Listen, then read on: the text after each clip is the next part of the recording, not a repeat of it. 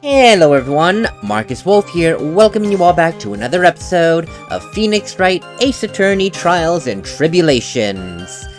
I am doing this the day after my marathon of being Victor Kudo, and now we're gonna be Victor Kudo again. Rip my voice, everyone. Oh boy. But yes, last we left off, Victor Kudo's testimony was one of the key reasons why Maggie Bird got convicted. So, if we're gonna stand any chance, we need to cast doubt on his testimony, and right now that means kind of showing that his memory isn't that great. We kinda already did that by saying that he can't even remember what hand the gentleman was holding things in.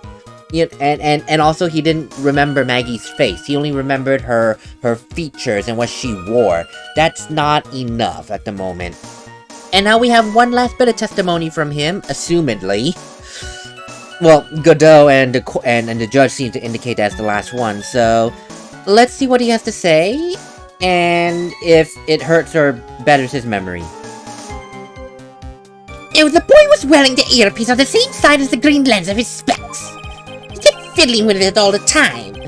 He was fiddling with it just before he picked up the cup, too. And then he used the same hand to pick up the cup. His left hand. Oh. Well, we know that the victim was wearing an unusual monocle over his left eye. It wasn't a monocle, Your Honor. It was a small computer monitor often used by programmers. A monitor? Do you mean like a television screen? In a sense. The inside of the lens is a screen that displays computer data. It's called an HMD, a common tool in the victim's line of work. HD TV, DVD, CD. Oh, all these newfangled letters just drive me mad. But they don't matter at all. I know what I saw, and I am telling the truth. It is true. He doesn't seem to be lying. Those are the facts, in ghetto black and white. That's the problem. He is so adamant about what he saw. I just don't know. He is so adamant on it. The boy was wearing the earpiece on the same side as the green lens of his specs. So you're saying the victim was wearing an HMD? HDTV, CD, what does it matter, all these letters? It was none of them, actually, but... and are you absolutely sure he was wearing the earpiece on the same side? No question about it. I could only see that side of his head from where I was sitting. Yeah, that is pretty obvious if you look at the floor plans. From the opposite table, he'd only have a view of the victim's head. Kept fiddling with it all the time. Well, it seems you kept an eye on Mr. Glenelg. A good eye, if I may say. Well, he was getting on my nerves. Rustling that newspaper the whole time and fiddling with his earpiece. And then he went and made all the fuss over dying from one sip of cappuccino. I wanted to say to him, just calm down, you young brat. Just looking at it made me suddenly speed up my seed eating. And I choked, mind you. So I take it the victim was a walking ball of nervous energy. Did he really need the coffee then in that case? Well, he was fiddling with that headpiece just before he picked up the cup as well. The earpiece you mentioned. Which hand did the victim touch it with? Oh, you're one of those people, aren't you? You're the type that uses your left hand to get things out of your right pocket. Or fastens your left cuff with your right hand. That's the only way you can fasten your cuff? With your right hand? That's a bad comparison. The pocket one, that made sense. The cuff? That's the only way you're gonna cuff. And when the tour guide says, on your right side you'll see the famous blah-de-blah, you're the only one who deliberately looks left. Well, aren't you? No, that's not what I meant. Obviously, he used the hand on the same side of his body that the earpiece was in. Ow! Ow! God! Ugh, I hate those scenes. Ugh. So if he had the HMD on his left side, and I suppose it was his left hand. And then he used the same hand to pick up the cup. His left hand. I'm sorry, but you do seem very sure of yourself on this, Mr. Kudo. Well, of course I am. It's because I know what I saw no matter what kind of tricks you tried to play on me. It looks like he really did see the guy picking the cup up with his left hand. But God, this is just a dead end! Well, Nick, what do you think? Oh, I think the guy's telling the truth. But even so, something's just not quite right. Then chuck evidence at him until he breaks. But if he's not lying, then there wouldn't be any contradictions in his testimony, right? That's the problem. The boy was wearing the earpiece on the same side as the green lens of his specs, which would be his left side. He kept fiddling with it all the time. And he was fiddling with it just before he picked up the cup, so that kind of gives the sense that he was a nervous type. And he used the same hand to pick up the cup, his left hand. Left hand with the earpiece on his left side. Makes sense then that he's fiddling it with his left hand. Stops fiddling with it to take a drink of coffee with his left hand. But my point of contention here was with the cup. Again, in a perfect world, that he's not a barbarian and he's holding it by the handle, the cup handle, he used his right hand. I don't know. I don't know. I don't believe I have any other evidence to dictate what hand he used to pick what. But definitely not with the earpiece. Oh, that's... But that's the thing, he seems so sure of himself. I really don't believe he's lying, which means he must be misremembering something. Or, it could be like...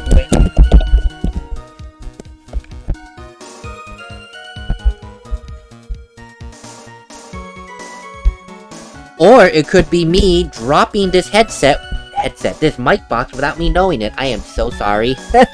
If you heard that.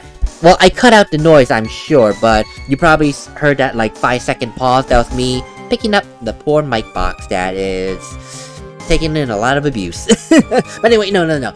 It could be he's misremembering something, or it's like with, what was his name again? Luke Atme with his testimony, where something does not align with reality. And I don't know which one it is. Let me think for a moment. What do I know about the victim? Let's start there. I know the victim. He won $500,000. Yeah, that's one. He died from cyanide poisoning. That's two. Oh, God. He supposedly had his ear medication on him, but it's missing. But that has nothing to do with left hand, right hand.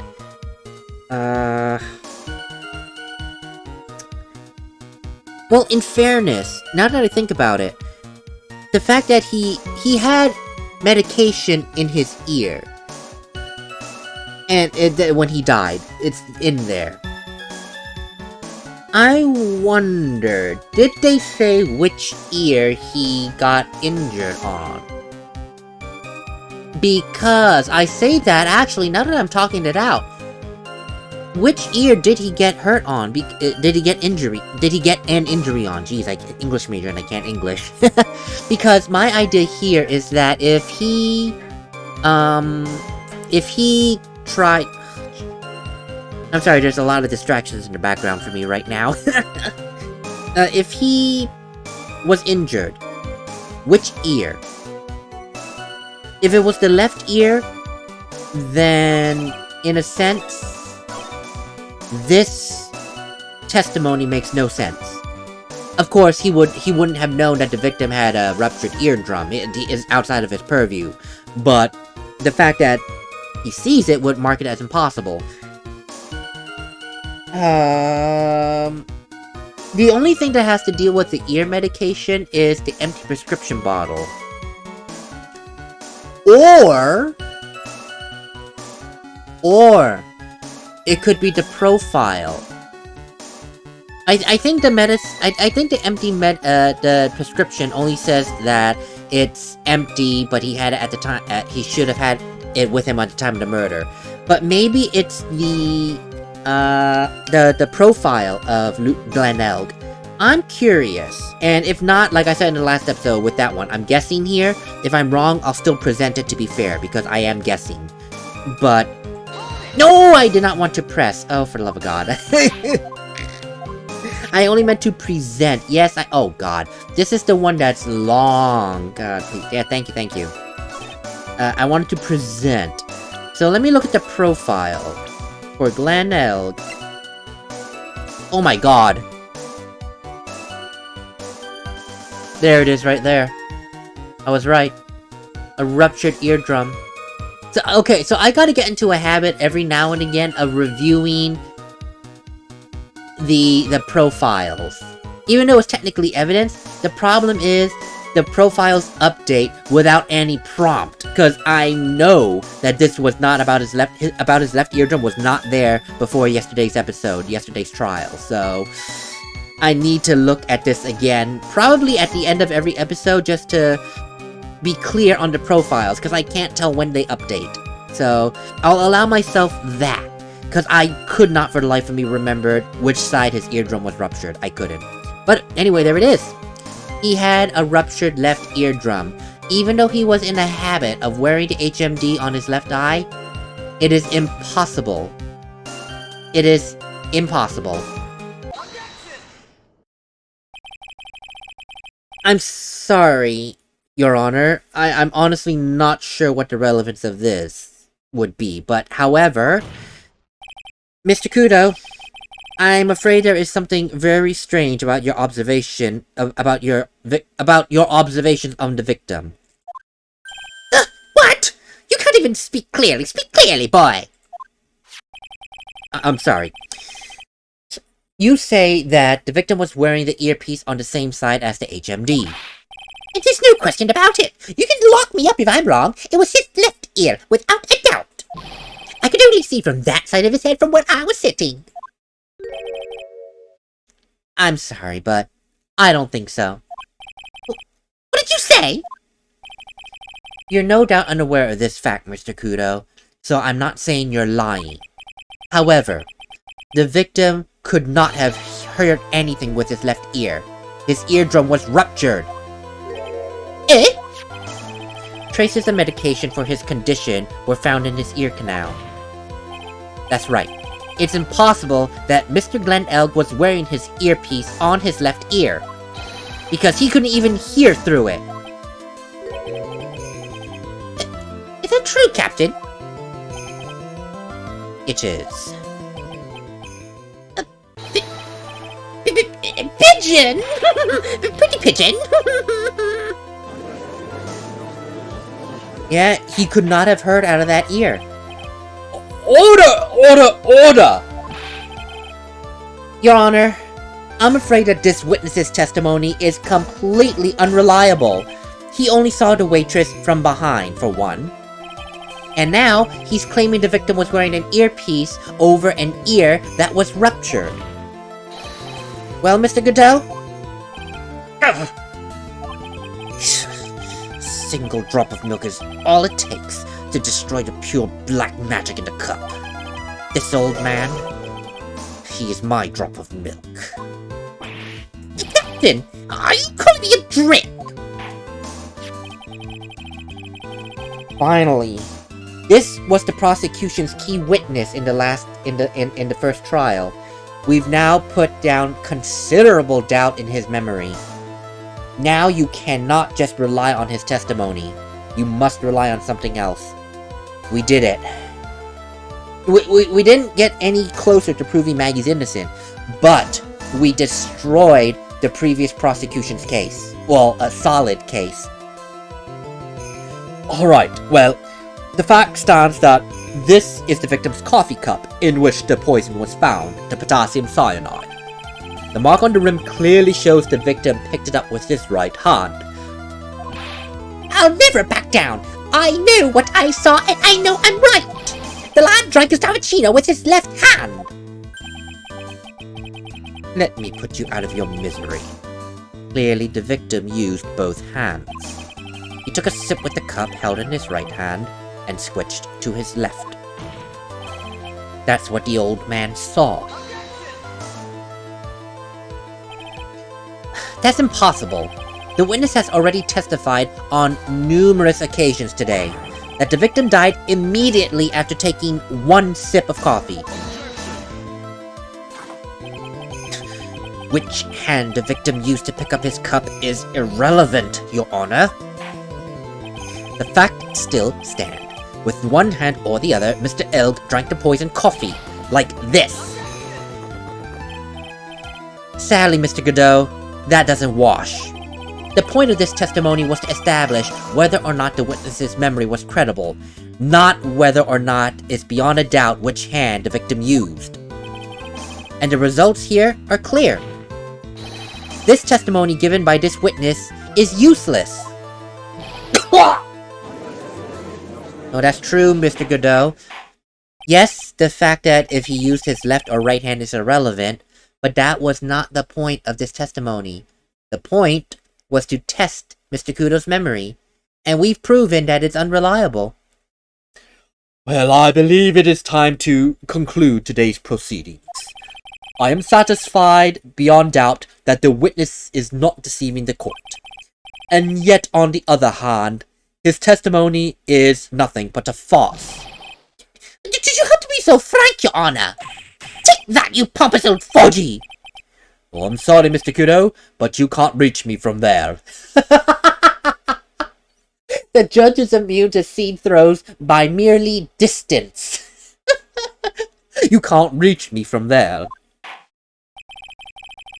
I'm ordering the defense and prosecution to investigate this case further, in light of what has been discussed thus far. That is all for now. We are now adjourned. Who? Wait! If we stop now, where does that leave me? Leave you, Mr. Kudo? Well, thanks to that blue-suited young upstart over there, I'm just a bumbling old man who can't even dot his T's across his I's now to this court. I'm sorry, but how is your bad memory my fault? I'm sorry, Mr. Kudo, but I'm afraid there's nothing I can do. Okay, well, I've kept my mouth shut until now, but there is something else this court should know. What? There's more? To be perfectly honest, it might not even be anything. But I want another chance. I want another crack at you, you young shark. Me? Oi! Ugh. He's looking at me like I'm some sort of evil shogun. Well, everyone, what do you say to one final showdown? The final chapter in this eccentric old man's scrapbook. Sorry, Gramps. I've already had my 17th cup of coffee today. What have you got to lose, Captain? I'll give you all the cappuccino you want if you come to my house after the trial. I may be 68 years old, but Victor Kudo is still a man, and a man of his word, mind you.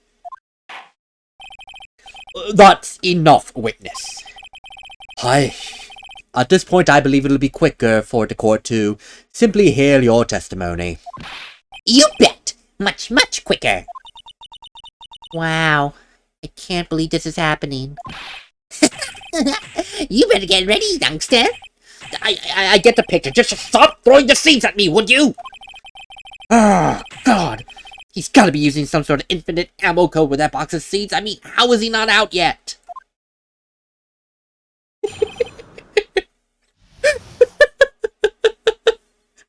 I'm sorry, I just had to channel the frustration of being pelted by seeds the whole time. It's like, just stop it! Oh God, this is why I love these non-voiced games. It's like I can do it myself, add my own flair, add my own emotions, and it's just more fun that way. To me, it's more fun that way. Well, first of all, I want to stress that this might be nothing. I'm not quite too sure of it myself as I clear my voice. The young boy slumped over the table as soon as he took one sip of his cappuccino. Well, the clumsy idiot upset the vase. He knocked it right over. It broke and the strip of cloth covering the table got completely soaked. Well, how about that? Turn things upside down,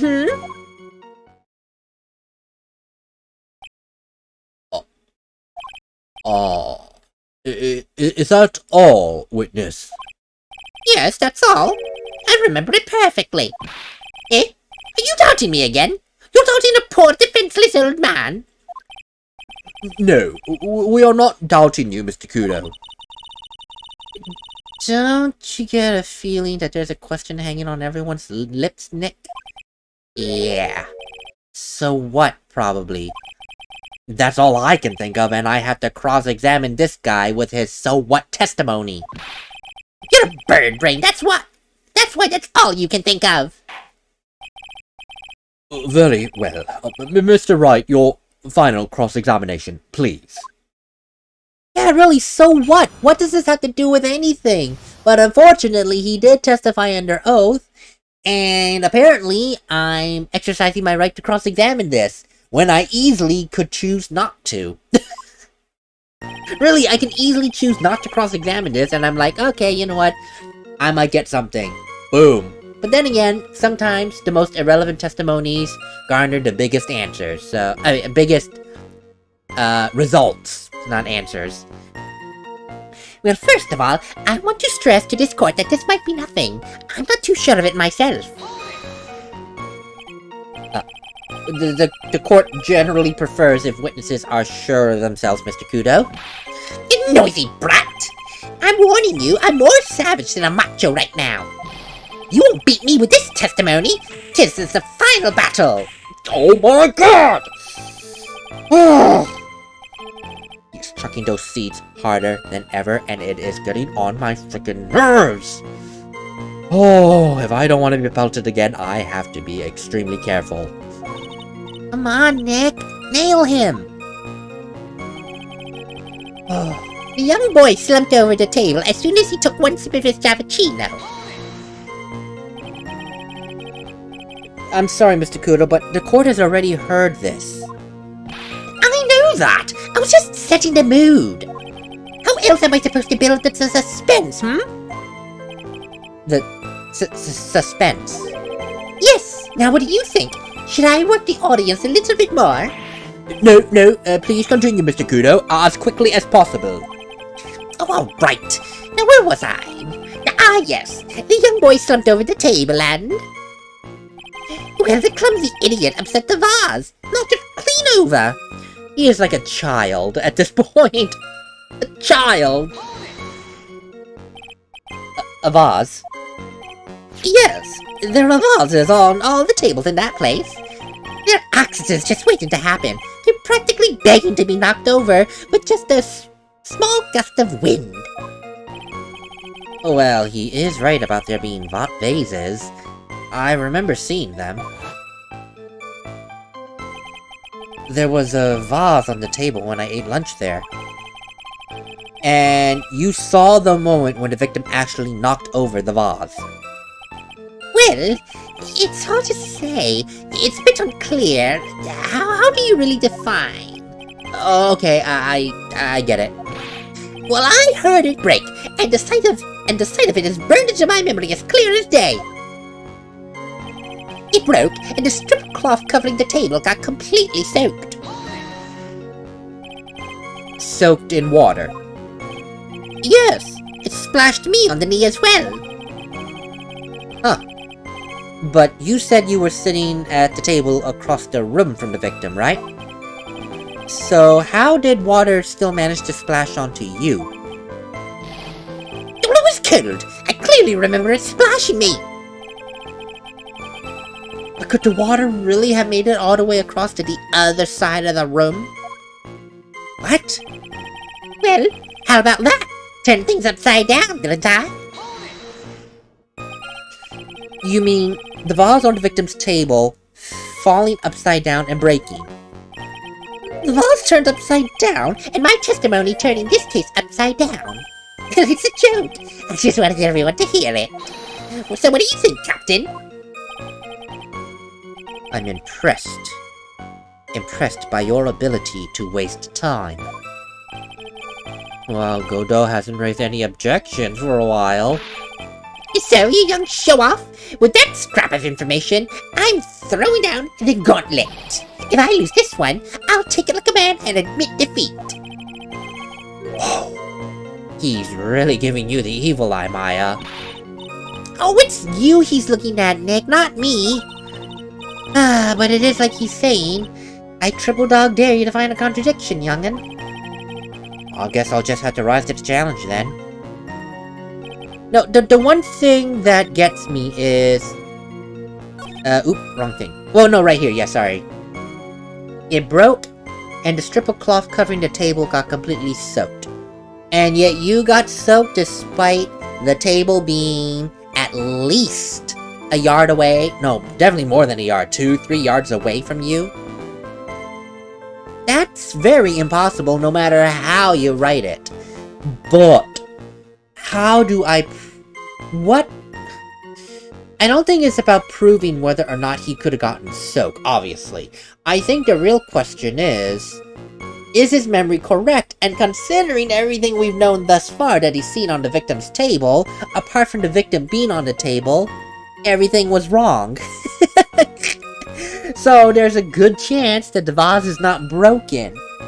And I think I know how to prove that. I have a picture of the scene of the crime. Well, I don't remember if I have one or two. The one I'm thinking of is from the kitchen door where John Armstrong said he first walked into the scene. So I have that picture. I don't know if that shows the vase. It might. And I don't know if there's a second picture. Let us see real quickly. What is this? That's a floor plan. Yeah, that's all I have. I believe this will give me what I need. Da da da do do do do do do. This is a picture of the scene 1 month ago. Like what we saw at Tribulations, you could say that Mr. Armstrong put a new vase up there, and that's fair.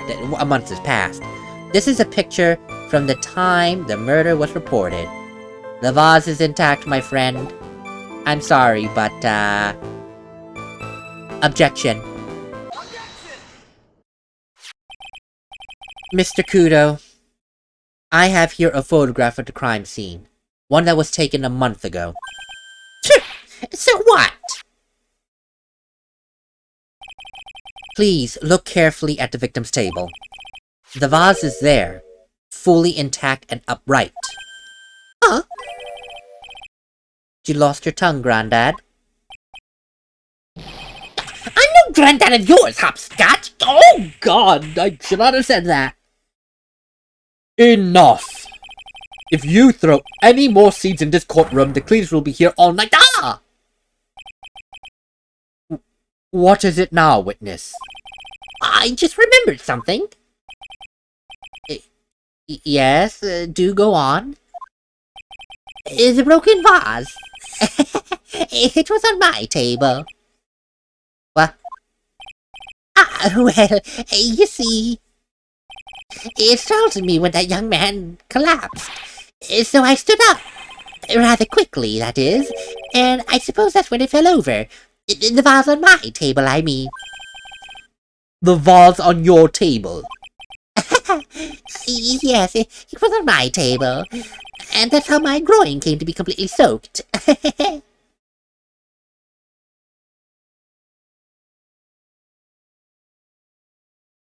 Yeah.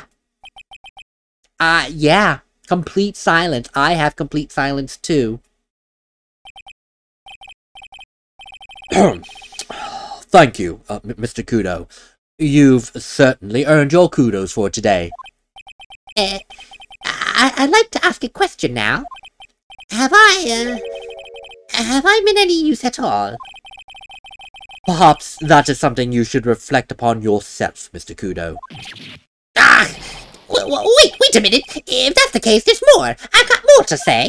Oh yes, I remember something else. Bailiff, please escort this witness out of the courtroom. Oh, wait! Please listen to me!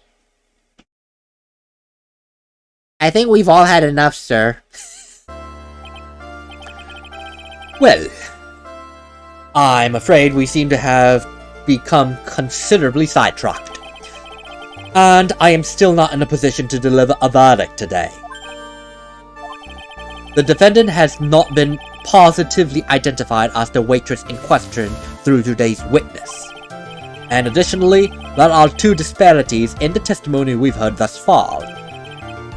The mark on the coffee cup that the victim supposedly drank with his left hand, and the earpiece which was inserted into his left ear, out of which he couldn't hear due to a ruptured eardrum. Wow, Nick, you did it! Because of these inconsistencies, I require that both defense and prosecution further investigate these facts.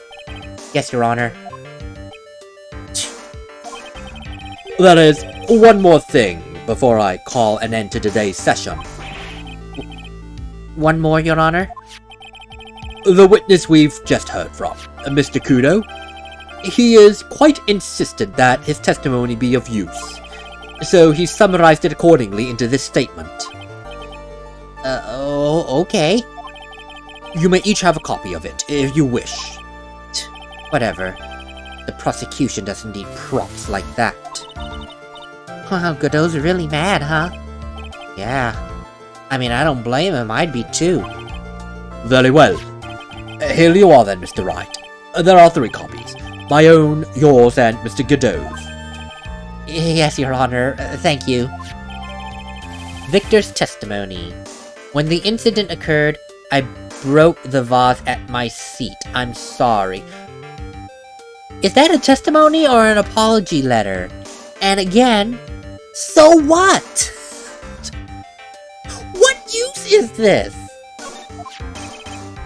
I'm sorry? That's not a testimony, it's more like a 5-year-old's apology. Exactly my point, Phoenix. It's an apology. What the heck are we going to do with 3 copies? Did the judge give us all 3 copies? I know Godot didn't want it. Apparently the judge don't want it. Thanks, Your Honor. We have 3 copies of trash now. That is all. This court is now adjourned for today. Yay. Oh, to be continued, yay. Oi, okay, well. That was an interesting trial. And that was a good use of, 33 minutes. Not bad. It's a short episode again, but then again, I was expecting it to be shorter. So, like, I thought it was going to end like around 20-ish, 23 minutes before the last last testimony. Because it sounded like it was building up to, okay, we're done. And then Victor Kudo's like, no, I got a little bit more to say. Let me tell you about this vase that broke. It's like, oh, okay, sure, whatever. Amazingly, my voice held out this time. Except for one moment. Yay me. Miracle. But yes. We bought ourselves another day by not necessarily dismantling his testimony, but casting doubt and making it no longer the quintessential testimony that will give Maggie her guilty verdict. We didn't get any step closer in proving her innocence, yes, but it's a step in the right direction. Casting doubt on what was the prosecution's best evidence, and now forcing them to think of a different line of proving their point. Now we just gotta do investigation of our own and get ourselves ready for Godot's next line of attack, whatever that may be. But until then, I'm gonna rest and see you all on the next episode. Later, everyone.